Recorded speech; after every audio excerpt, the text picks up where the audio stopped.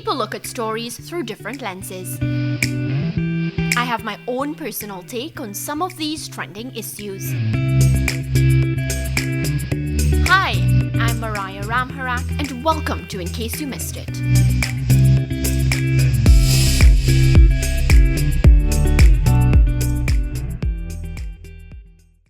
Making the headlines this week, Jamaica's Sunshine Girls surrendered an early advantage to England's Roses, going down 45-55 in the first of three matches in the Vitality Roses Reunited Test Series at the Copper Box Arena in London. Hello and welcome to another edition of In Case You Missed It. This week, it's my pleasure to be joined by Jamaica's Sunshine Girls captain, Jhaniele Fowler. Jhaniele, welcome to In Case You Missed It. Hi, thanks for having me. How's everything in England? Pretty cold, but it's okay. We've been doing okay so far. Jhaniele, things are always very competitive between yourselves and the Roses. Were you surprised by the defeat recently? Yes, definitely surprised because we actually gave up that game ourselves. So, yeah, pretty surprised with our performance, not by what the Roses brought against us. Yeah, if you had to explain to us, just a couple of the things that you felt from your perspective that went wrong, what would you say?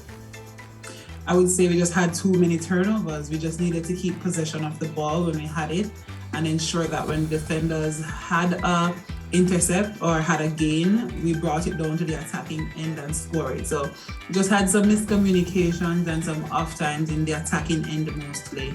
Yeah, I was listening to an interview by your head coach, Connie Francis, and she was attributing the loss to a lack of concentration. Did you feel that also caused the defeat?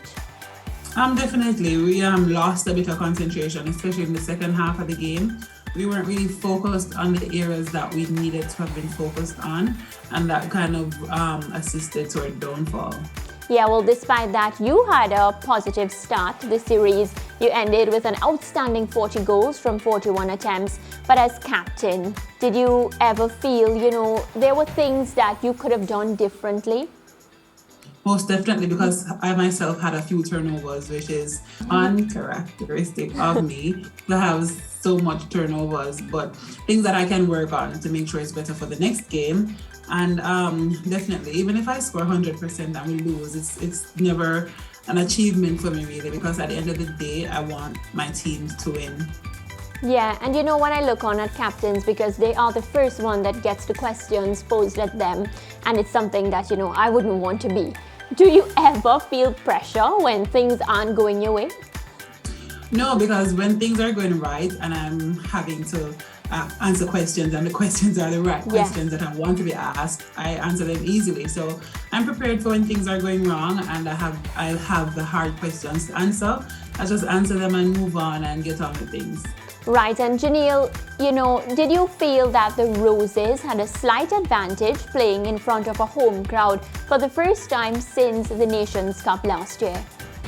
Definitely. Anyone playing in front of their home crowd does have an eighth player on the court, and their home crowd is very amazing. They're loud and, but that normally does not affect us, but it is really good having your own crowd.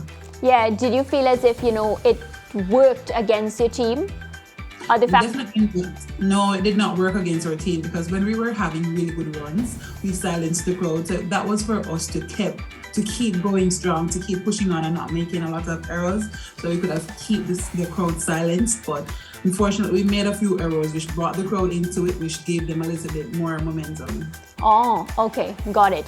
Well, all that is behind us now. That loss is behind us. What do you plan to do differently on December 4 and 5th against the England Roses without giving away too much?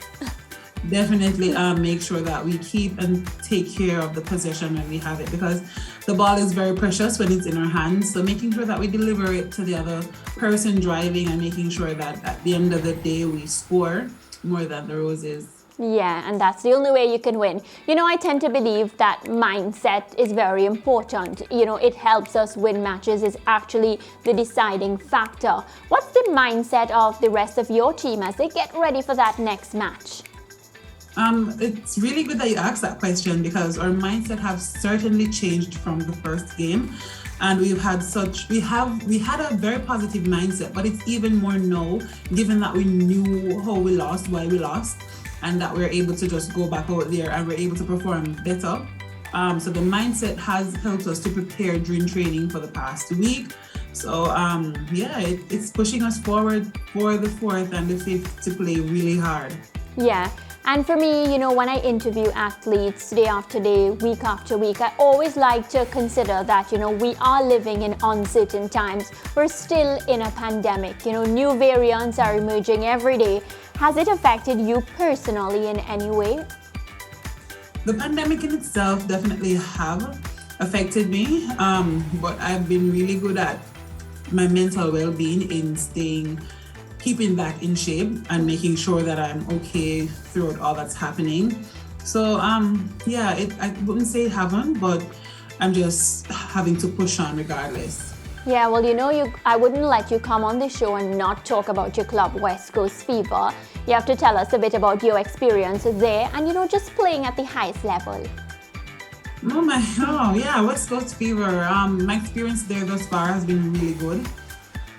It's a beautiful team. The family, the camaraderie amongst the team and the management staff is really good, somewhere that I'm really comfortable being because the culture there is amazing and they're very family oriented and I'm big on family. So it's really good being with them and playing for them for 4 seasons. Has been rewarding, sometimes ups and downs because we've made it to the finals quite a few times but just didn't get it over the line. But it's been really good being with them and looking forward to next season. Yeah, for me, you spoke about family, and I think what amazes me most about you is how you're able to balance family life with competing at the highest level. What's the secret?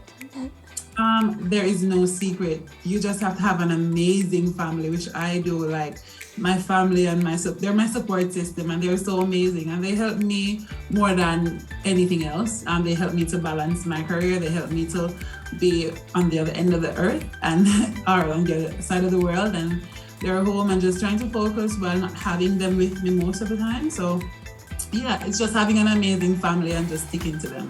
Yeah, and Jhaniele, I think in a time where women, we continue to break barriers, we're setting our own barriers and whatnot. Elaine, right here in Jamaica herself, has been winning everything that she can possibly win. You as well, you're a role model. Any advice for the young girls tuning in and they may be considering netball as a career? It's fun. It's very good to be a part of a team sport, especially because you get to grow as a person and being a sports player, you get to experience so much. But separate and apart from that, for an individual or for young ladies who aspire to be netballers or even any form of athlete, just put your mind to it, work hard for it, and never give up. Find people that you can look up to that can encourage you. Find people that can push you, but you have to firstly push yourself because without that inner focus or that inner drive, you won't get to where you want to. Well, Jhaniele, it has been a pleasure looking back at the start of the series with you, and I'm wishing you best of luck in your next 2 games. Keep on shining. Thank you. All right, well, viewers, now it's time to take a look at some of the comments that stood out from last week, and based on the number, I can tell you enjoyed last week's topics. Inchan, thank you for your comment. I agree. A much more structure is needed in all aspects of the game. Danush, the results do show that things are wrong. I simply can't wait till we get back to winning ways. Fingers crossed in the future and we can experience some glory.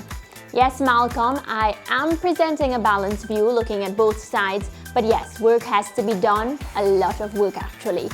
Well, as usual, it has been a pleasure hearing your views and I look forward to hearing from you again next week. That's a wrap for this week's In Case You Missed It. Be sure to like, share and comment and let me know what you think about this week's topic. Stay safe. I'll see you next week.